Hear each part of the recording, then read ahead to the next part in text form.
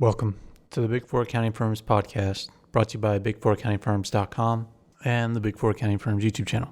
Before we get started, just wanted to remind everybody to support us if you have a chance or if you can. Even $1 helps, and we have a link in the description to a website called Buy Me a Coffee. It's just a way to donate to us and support us. Again, any amount is helpful so that we can keep putting out content. And there's also other ways for you to support us in the show notes to this podcast or on YouTube in the description. In today's podcast, we're going to talk about a news story regarding PwC. And this is some news that I've heard that's basically a rumor, but it's definitely going to happen. PwC is going to restructure their business. I'm not exactly sure how.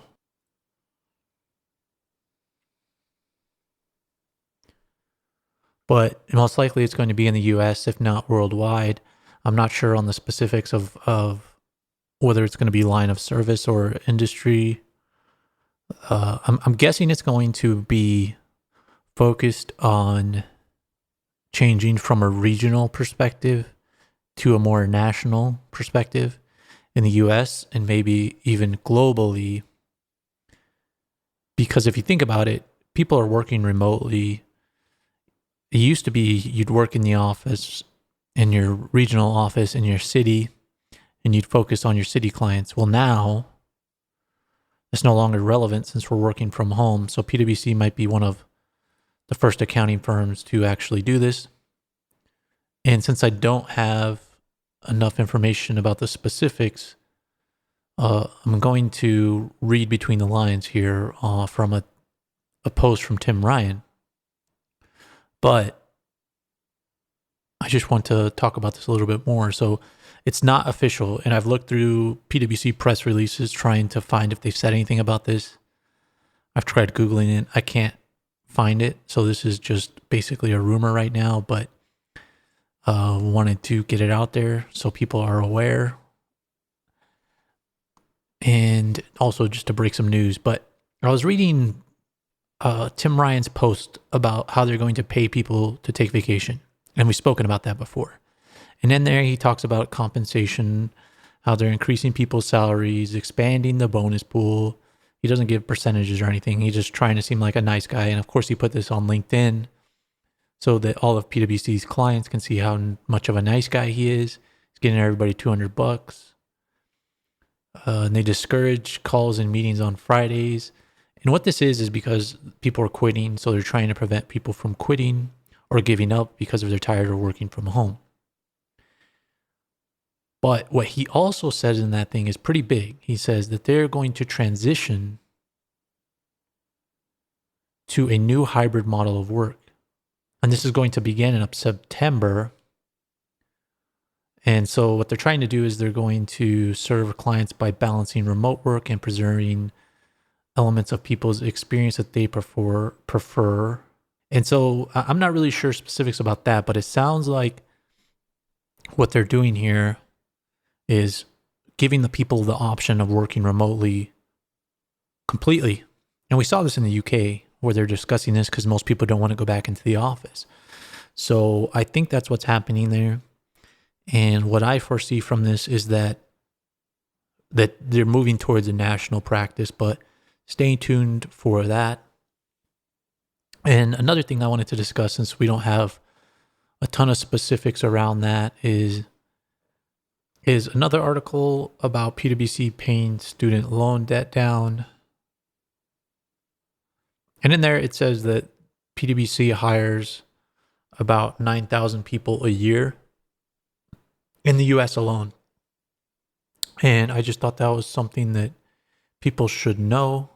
And the reason I wanted to talk about that is because I wanted to talk about that in the scope of how many accounting students there are in the US and the gap between accounting students and Big Four hires. So I found some information on the Journal of Accountancy. There's about 200,000 plus accounting students in the US. And this was a few years ago, so it's probably grown since then.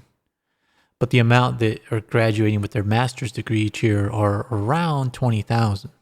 So if PwC is hiring 9,000, you can multiply that times 4.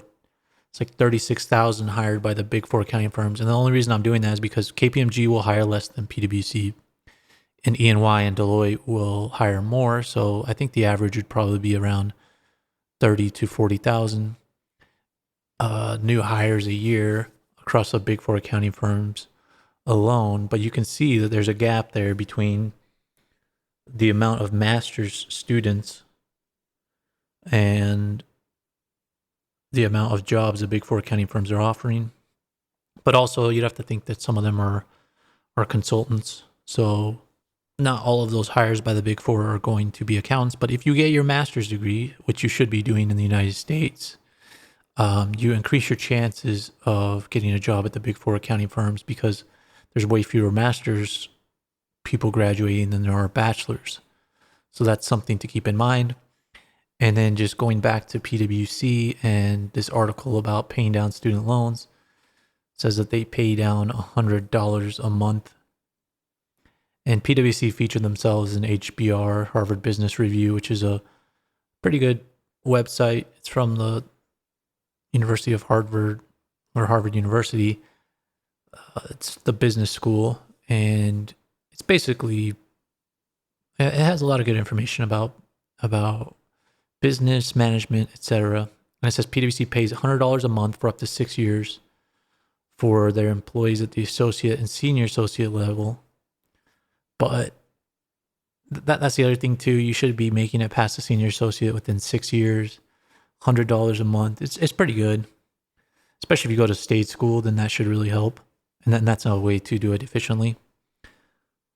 But PwC put themselves in Harvard Business Review in March of this year, talking about how businesses should help their students pay off student loans, and I think it's easier for an accounting firm to do because they know they'll get the money back from the associates and senior associates because they'll be doing client work. And also it's a reason to retain them.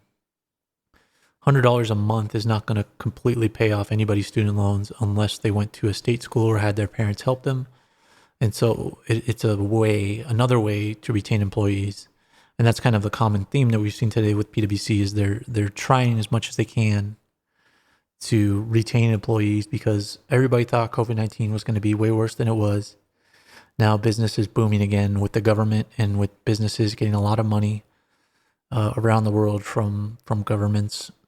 So PwC is trying to retain employees here. They're restructuring their business. Stay tuned for that. Make sure to subscribe to this podcast to learn about updates from that.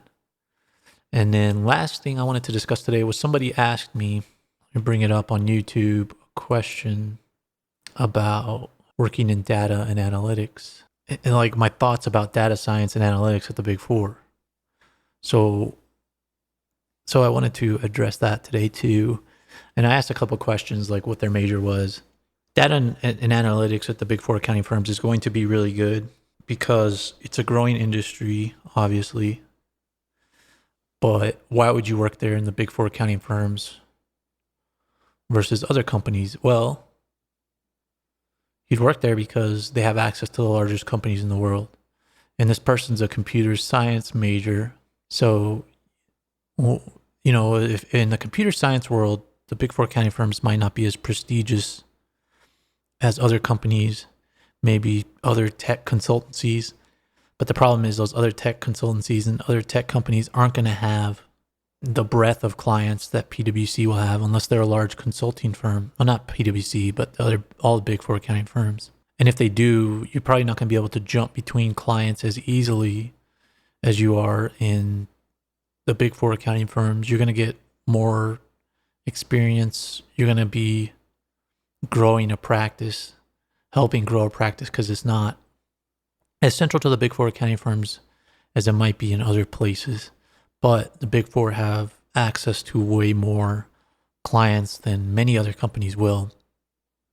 And they're prestigious names. And they're only going to continue to grow in these areas.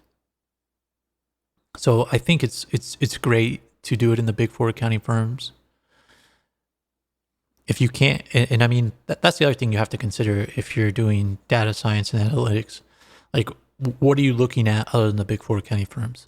If it's somebody with a prestigious name, like as equivalent to the Big Four, then maybe you might want to go there.